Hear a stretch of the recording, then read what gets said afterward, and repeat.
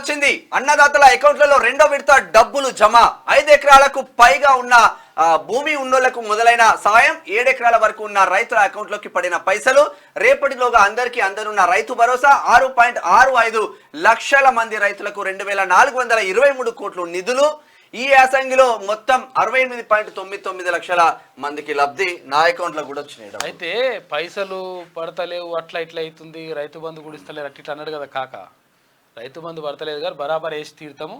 8వ తారీఖు లోపల 8వ తారీఖు వరకు కంప్లీట్ చేసి పడేస్తాం. ఒకవేళ మిగిలి ఉంటే ముక్కు నీళ్ళకి రాస్తా అని చెప్పేసి ఎవరు ముఖ్యమంత్రి రేవంత్ రెడ్డి చెప్పిండు.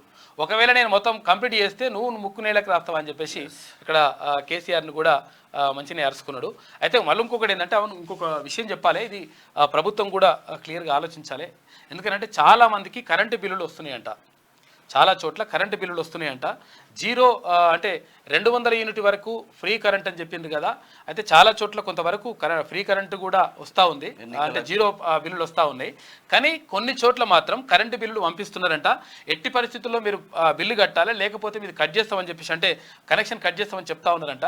దీంతో చాలామంది ఇబ్బంది పడుతూ ఉన్నారు. కాబట్టి దీనిపైన ప్రత్యేక దృష్టి పెట్టాలి. ఇప్పటికే మంత్రి భట్టి విక్రమార్క దీనిపైన మాట్లాడిండు.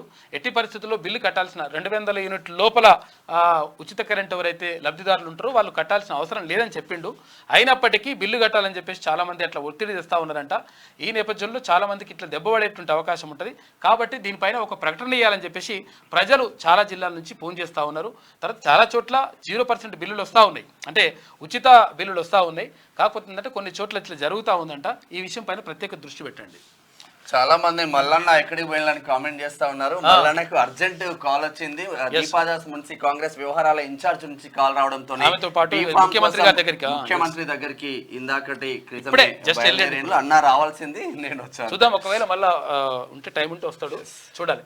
రాష్ట్రంలో యాసంగి సీజన్ కు సంబంధించిన రైతు భరోసా నిధులు విడుదలయ్యాయి. ఇప్పటి వరకు 5 ఎకరాల లోపు రైతులకు పెట్టుబడి సాయం అందగా సోమవారం నుంచి 5 ఎకరాలు పైబడిన రైతుల ఖాతాల్లో సాయం డబ్బులు జమ చేస్తున్నట్లు వ్యవసాయ శాఖ వర్గాలు వెల్లడించాయి. ఈ మేరకు సోమవారం 5.5 ఎకరాల రైతుల అకౌంట్లో డబ్బులు జమైనట్లు 7.5 ఎకరాల రైతుల అకౌంట్లో డబ్బులు జమైనట్లు ఫోన్లకు మెసేజ్లు వచ్చాయి. బుధవారం లోపు 6.65 లక్షల మంది రైతులకు 2,423 కోట్ల రూపాయల నిధులు అందనున్నాయి. 68.99 లక్షల మందికి రైతు భరోసా.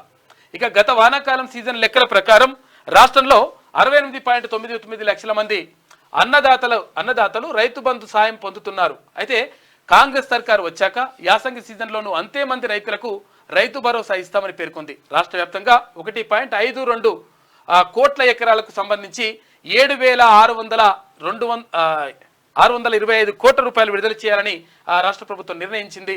ఈ నేపథ్యంలో నిన్ననే స్టార్ట్ చేసిందంట, ఇవాళ కంప్లీట్ చేసే అవకాశం ఉంటుంది. పంట నష్టానికి 15.81 కోట్లు రిలీజ్. ఎకరానికి 10,000 చొప్పున 10 జిల్లాల్లో 15,246 మంది రైతులకు పరిహారం. ఇది ఈసీ నుంచి సిగ్నల్ తీసుకొని మంత్రి తుమ్మల నాగేశ్వరరావు గారు అంటే పదే దీనిపైన మాట్లాడుతూ ఉన్నారు. అంటే 10,000 రూపాయల సాయం ఎవరికైతే పంట నష్టపోయినరో వాళ్ళు నష్టపోవాల్సిన అవసరం లేదు, మీకు 100% మీకు వేస్తామని చెప్పిండ్రు. అవి 15.81 లక్షల రూపాయలు వేయడానికి వాళ్ళు రెడీ చేస్తూ ఉన్నారంట, రిలీజ్ చేసిండ్రు. మరి ఇంకొకటి ఏంటంటే గతంలో కేసీఆర్ సర్కార్ అధికారంలో ఉన్నప్పుడు ఎప్పుడు కూడా ఇక్కడ రైతులకు నష్టం జరిగింది, తర్వాత ఇక్కడ నష్టపోయినామంటే కనీసం పట్టించుకున్నటువంటి దాఖలాలు కనిపించలేదు.